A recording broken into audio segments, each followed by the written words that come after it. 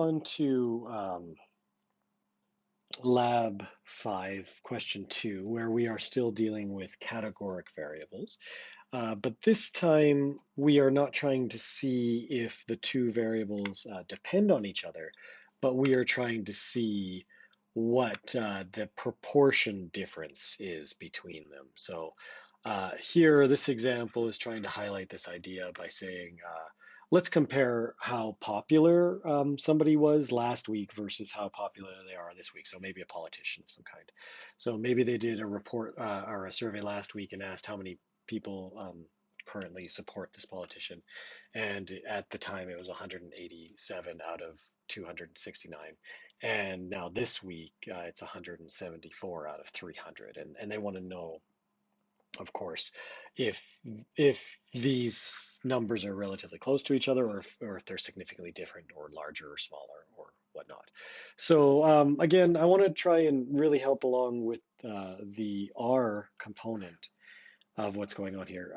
When you're given the data like this, I can simply put it in, but I also wanted to show how you might deal with some downloaded data. So let's do both ways. So the first things first, I downloaded that data set that was given to me, and it looks like this. So last week, a 0 means that they don't support the politician, and a 1 means that they do support the politician. So, I mean, of course, you could go through and you could count all of these up. I don't know if that's going to be a super great use of your time. Uh, Instead, you can still use the table command, but just be careful. I don't want to use table of what I've called the file, because that'll give me sort of strange and misleading results, nothing that's terribly useful. Instead, I am just going to say table, and then I'm going to call the file, but I've got three variables here. I've got the X column, I've got the last week column, I've got the this week column. I'm going to, instead of doing multiple columns at one time, I'm going to just talk about one column at a time. So here I'm going to say, make me a table just of this column. And then what it does is it counts up how many ones there were. So there were 187 ones, and there were 82 zeros.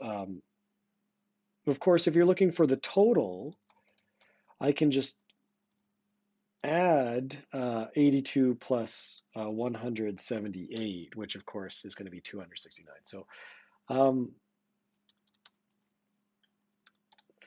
I can do the same thing with the other column as well. So if you certainly don't want to keep on scrolling to read how many ones there are, how many zeros there are, which of course is going to take you a very long time. And if, like here, we actually were given that it was 187 out of 269, and we were also given that it was 174 out of 308. If we weren't given that data, but we had, like if we weren't given that summarized value, but we were given the raw data like we were here, then here are some commands that might help you instead of like having to count it all by hand. So that's sort of what I've showed here. But if you want to run a difference of proportion, either confidence interval, which is the case at least originally here, and then also and or a hypothesis test, which is the case later, then the command that we can use is the prop.test. The format and the syntax is a little bit different than some of the other.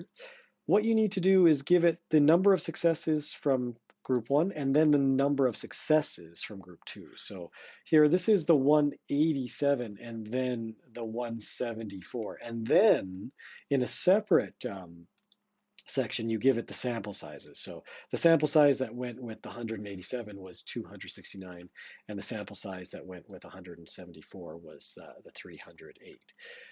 So that's how I can put in the number of successes, and then here also the sample sizes. If I want a confidence interval to begin with, I'm just going to run a two-sided hypothesis test where here I can say the confidence level is 95%, and again I want to turn off the correction factor to match the answers from your textbook and from web work.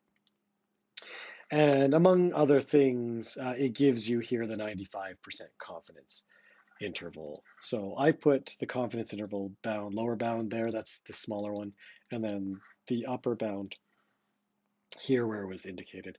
And I guess the thing to remember is that this is talking about the confidence interval for what the difference of two proportions could be. So remember that the absolute lowest lower bound possible would be -1, and the absolute highest upper bound possible would be +1.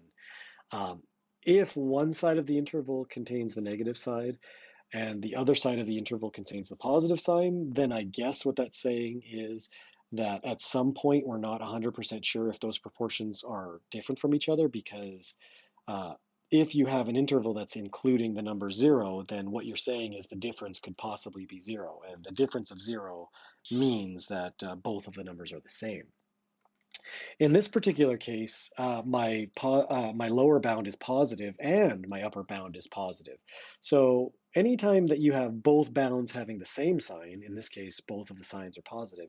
However, you could have an example where both the signs are negative, then that would be indicating that one of the proportion is significantly bigger or smaller than the other. So if both signs are positive, as is the case in this example, then the first proportion looks to be the bigger, and the second proportion looks to be the smaller. However, if you had both bounds be negative, then it would be the second proportion that looks to be bigger, and the first proportion that looks to be smaller, which is kind of what they're going to get at here. Now they want to actually see if the proportion last week was higher than this week. So were they more popular last week? So in other words, was the proportion of people that supported last week bigger than the proportion that this week? So you have to be careful about how you make the sign, but here I think the sign should be the greater than sign, because this is the one, this proportion last week is the one that you're indicating is bigger if, of course, you had higher popularity last week than this week. So I'm going to rerun this test, same thing, except for just changing the sign in the alternative hypothesis to the greater than sign. And I'm going to just run that. And of course, I can get a confidence bound instead of a confidence interval, because now that my sign is the greater than sign instead of the not equal to sign. But the other thing that I do get, of course, is the p-value. So here, this p-value is very small, meaning that we should reject the null hypothesis. And not surprisingly, if we're going to reject the null hypothesis, we're going to reject this idea and instead go with the alternative, which means that, yeah, it does look like the popularity has significantly changed. And in this case, it has dropped. It's gotten smaller. It used to be big, and now it's much smaller. So maybe this politician did something very unpopular in between last week and this week. Excuse me. It continues to ask about the test statistics. So our textbook uses a two sample proportion test with a Z distribution.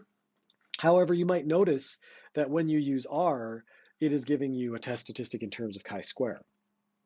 This isn't a big problem. You can get from a chi-square to a Z by just taking the square root. So if I take the square root of this number, which I have done here. So I just copied that number in, and then I put it to the power 0.5, which is the same as taking the square root. Then I will get my test statistic in terms of a Z instead of in terms of a chi-square. The question then asks about some things from previous in the course, like what does the p-value statement mean? As it has before, p-value means assuming the null hypothesis is true, then the probability of observing stronger evidence against the null hypothesis is, of course, the p-value, which I just copied from here. Notice that if you're looking for the test statistic, yes, I do have to take the square root of the test statistic that R gives me.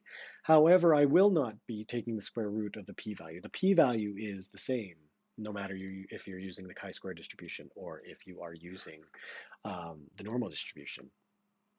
Now trying to give a probability expression for the p-value. Again, assuming that it's based on the Z test statistic, then here the distribution I'm going to choose is Z. The sign should be the same as the sign in the alternative hypothesis. And then again, I need to put the test statistic, which was here. This is the chi-squared value. And then when I take the square root of the chi-squared value, I get the Z value. And of course, it equals the p-value. Because this p-value is very small, I guess that means that you would reject the null hypothesis. Another possibility is that the null hypothesis is true, but the sample that you saw was extremely rare. So if you are considering the null hypothesis to be true, which is the proportions are really the same, and you happen to get data that really made it look like they weren't the same, then the only possible explanation for if the null hypothesis is true is that the sample that we saw must be extremely rare, very odd sample that we saw, because the better explanation for why the proportion looks like it's different last week and this week in the sample is that it actually is different, and that's why we're actually observing differences. So what does that imply? Just putting this all together, then that really implies that last week's opinion really was higher, we think, than this week's opinion. Thanks.